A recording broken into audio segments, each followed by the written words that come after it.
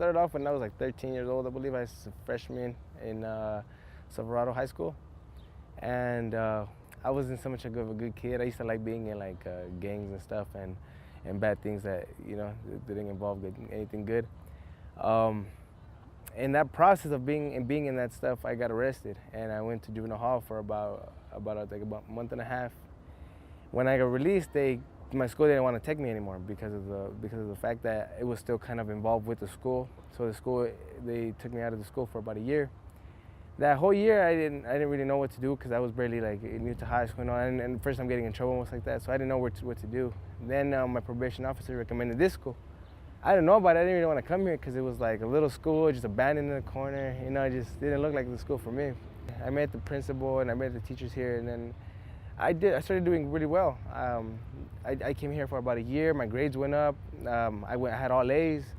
I went back to the district. The district, when they saw my grades, they were like, "Oh, you're doing really well. How about we'll take you back?" So I stayed there for a while, and I started seeing that I was falling back in the same steps.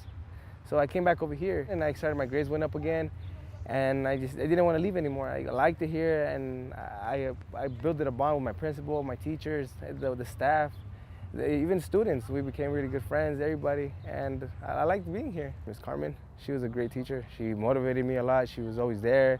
She was constant, like talking to me and telling me come back, stay in school. She would help me in programs. She was my main motivator. She was the one that just kept it going for me until I made it. I graduated and I did everything right, and now I just focused and working hard. When I first met Vilo, when he first came to us, he was in 10th grade. He wasn't in my classroom yet, and he did independent study.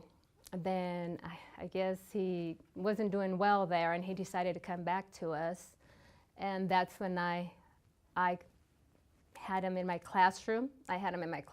And he still had the pressure of the dad there, that his dad was like, you need to work full time, you need to take care of your daughter. And Vilo came to me. He came to me, he's like, well, this is what my dad's telling me. And I told Vilo, I said, Vilo, I can't tell you what to do, but if I was you, I would prove your dad wrong. So he listened to me and he stayed, and we worked together. We worked on prepping him to pass the English high school exit exam, and he passed with a really good score. He did really good. And from then, we focused on his credits. And since he was on probation at 602, the AB 216 helped him. So we were able to get him to graduate. And it was a blessing, to have him in my classroom, and he did really good. We have students that come from a lot of different backgrounds. We have group home students that sometimes they feel like, they just want to shut down. But I don't know, it's just, the main thing is understanding them and motivating them. It's a unique population, very diverse but unique. It's like you fall in love with them. Well, as a principal, you meet many students over time, and some stick out to you more than others. And Vilo was a very special case who, when he first came in, he came with his girlfriend and his daughter at the time. Our community school programs basically are there to service the districts. We're here when you have students that sometimes are disengaged, if they're expelled and can't be on campuses anymore, if SARB refer them, or probation, they refer to our programs. So we have some of the most difficult students when it comes to the education field. What we do is try to make him feel very comfortable and very safe. Just being welcoming, the whole staff, from our security guards through our clerical, through teachers and aides, we all had a standard that, we will respect the students and we will make them feel like they're wanted and needed, and that kept them coming to our schools. And Vilo and Ms. Sandoval did a great job together.